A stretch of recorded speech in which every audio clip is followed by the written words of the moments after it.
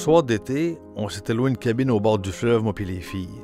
Pendant qu'on relaxait autour du feu, je me suis encore laissé emporter par ma passion pour l'histoire. Tout ça débute dans les années 1920. Il y a une certaine dame du nom de Gracielle Larose, elle vient de Lévis, qui va marier un homme du village, Ferdinand Raté. Habituellement, c'est qui prend femme prend pays, mais là, c'est l'inverse. Qui prend homme prend pays. Madame Larose est partie de Lévis et est venue rejoindre son homme ici à Baie-des-Sables. Elle s'installe ici. Elle trouve le temps long. Elle commence à s'ennuyer. Qu'est-ce qu'elle demande à son homme? Tu vas me construire des cabines pour que je puisse accueillir éventuellement un jour des visiteurs.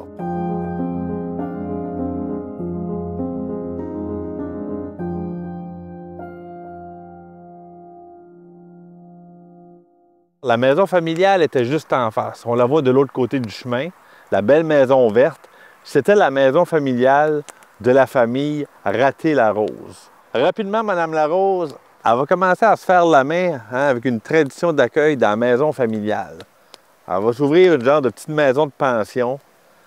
Puis là-bas, on est dans l'entre-deux-guerres. Pas loin d'ici, à Montjoly, il y avait un camp de base. Une partie dormait ici, dans les premières petites cabines qui ont été construites, parce qu'il va s'en ajouter d'autres. Et une autre partie des militaires dormait dans la maison. Elle les accueillait, elle les hébergeait, puis elle les nourrissait.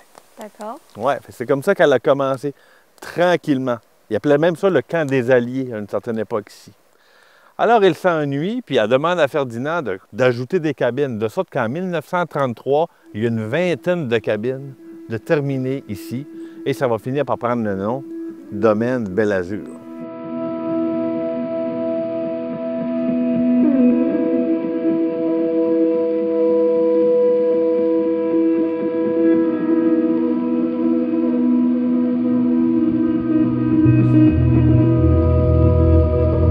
Le fameux boulevard Perron qui ceinture toute la Gaspésie, la boucle Sainte-Flavie, a été inauguré en 1930. Il y a de plus en plus de voitures qui passent, des Américains, des Canadiens anglais, de sorte que les petites cabines vont connaître un succès vraiment monstre. Là, il y en a beaucoup qui sont disparus avec le temps.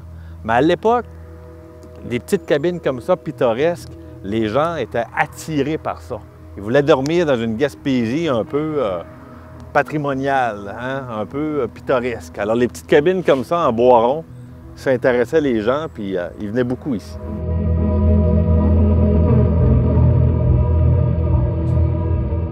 Fait que le couple, Larose Raté, vont élever leurs 7 enfants dans la maison familiale. 7 enfants. Puis M. Ferdinand, là, lui, était cultivateur.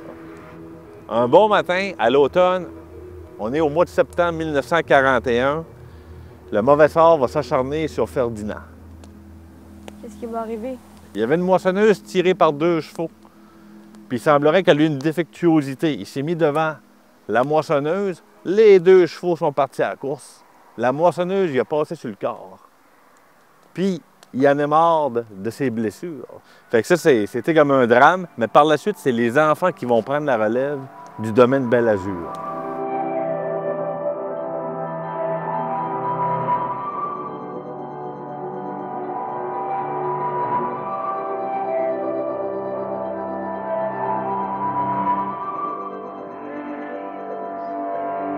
La maison familiale, auparavant, elle était beaucoup plus proche de la route.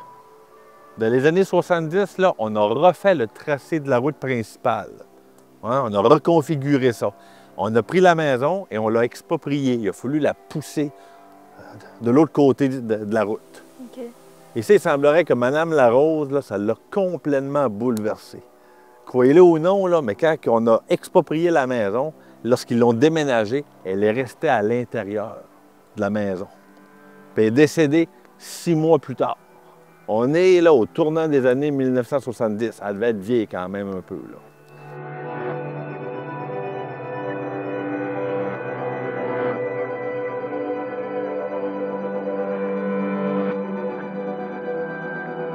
On est dans les années 30, 40.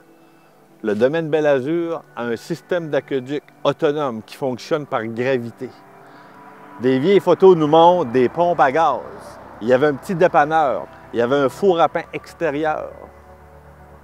Et la propriété, encore aujourd'hui, possédait le long du Saint-Laurent, juste en bas, 2 km de plage où les gens pouvaient aller se promener. 2 km. Alors les gens étaient propriétaires de ça. Et c'est resté dans la famille, raté la rose, jusqu'en 2013. Et en 2013, on a fini par vendre au propriétaire actuel, Joël Gauthier et Claudine Audette, qui sont devenus les propriétaires. Mais c'est demeuré dans la famille des années 20 jusqu'en 2013. Je sais pas si mon histoire avait assommé Blanche et Frida, mais juste comme j'allais en partir une autre, elles sont parties en courant. Ça fait que je suis rentré tout seul à la cabine en rêvassant.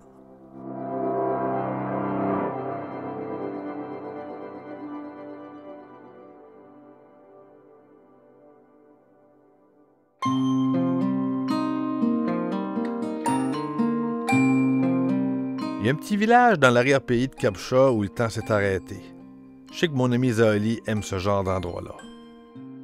On est dans l'arrière-pays de Cap-Chat, hein, côté sud, à 18 km du chemin principal de la 132, à 380 mètres d'altitude. Puis, il y a eu un village ici très vivant, très dynamique pendant des années.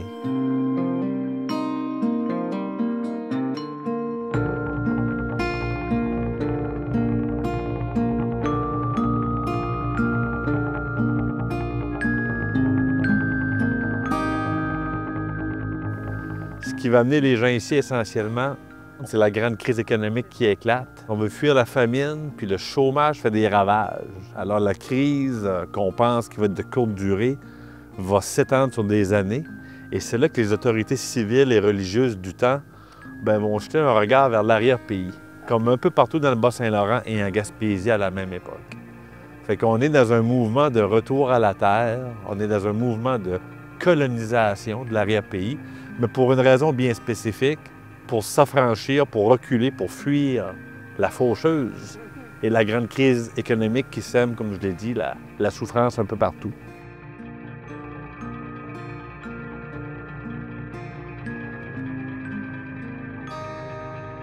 Pour qu'on puisse visiter les alentours, Régent, le propriétaire de l'auberge, nous a prêté son petit carte à gaz.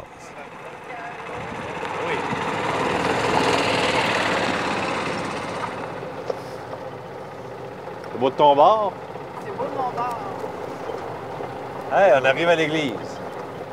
Tiens, Le parvis. on va débarquer à la porte. Sur le parvis. Tout d'un coup que ça serait débarré. Alors, c'est le curé de l'époque, le curé de Cap-Chat. Hein, s'il est à l'écoute, on le salue. Alors, c'est Octave Caron, Monseigneur Octave Caron, qui décide d'arriver ici avec des valeureux volontaires. On est en 1932, tout est à faire. Alors, défricher, dessoucher, semer pour arriver à cultiver un jour la terre, construire les premières habitations. À l'automne, les femmes, les enfants vont venir rejoindre leur père et leur mari. Fait qu'on va voir le premier contingent de gens s'installer ici. Hey, après toi, Zali. Oula! OK, d'accord. Dès 1933, un petit peu avant la fondation officielle de la ville, on a déjà dans le village une église, une petite chapelle, une école, un bureau de poste. Le village sera fondé officiellement en 1935 et on va l'appeler Saint-Octave en l'honneur de tout ce qui est maintenant. Oui. Et Monseigneur Caron va ajouter de l'avenir. Hein, il va mettre sa petite touche personnelle pour essayer de se projeter vers un futur meilleur.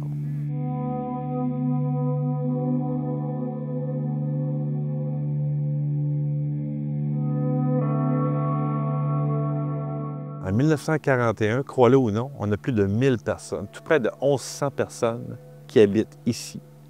Quand même pas rien. Alors, on a l'électricité, on a un système d'aqueduc, on a une église construite en 1939, on a un dispensaire. Ils ont tous Un dispensaire, c'est comme un hôpital. Ouais. On a une caisse populaire, on a un théâtre, on a un garage, on a des magasins, on a une coopérative forestière. Ça roule. 20 ans plus tard, au début des années 60, en 61, la population a pratiquement baissé de moitié.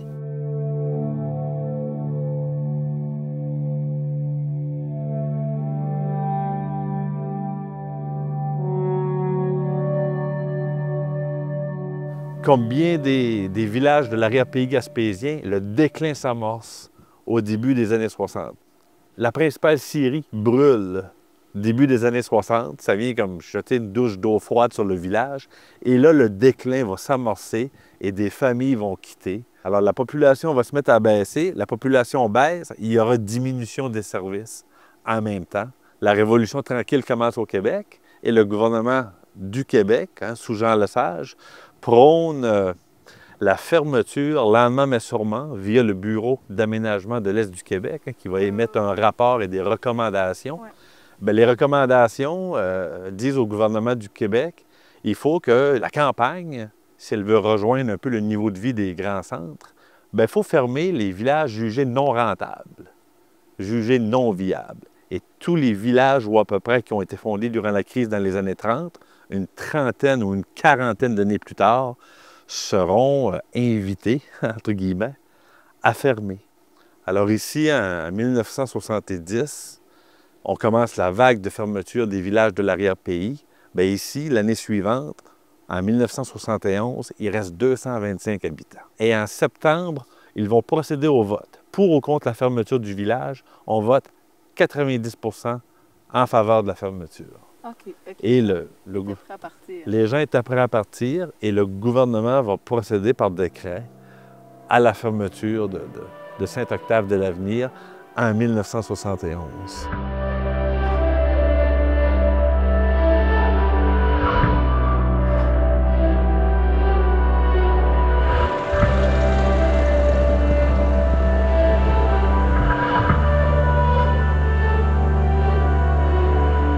Il y a peu de bâtiments qui vont résister.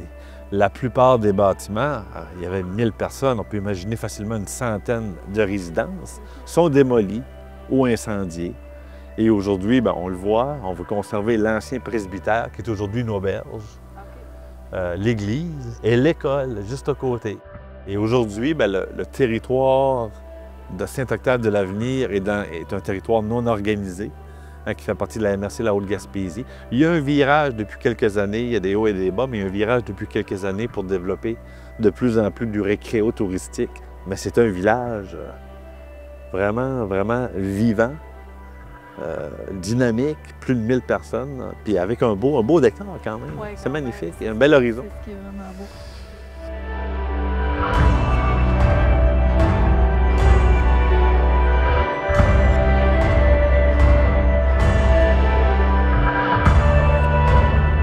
En rentrant, on a croisé un homme et sa famille sur le perron de l'église. Les yeux humides, il nous a dit « J'ai été baptisé ici, vous savez. »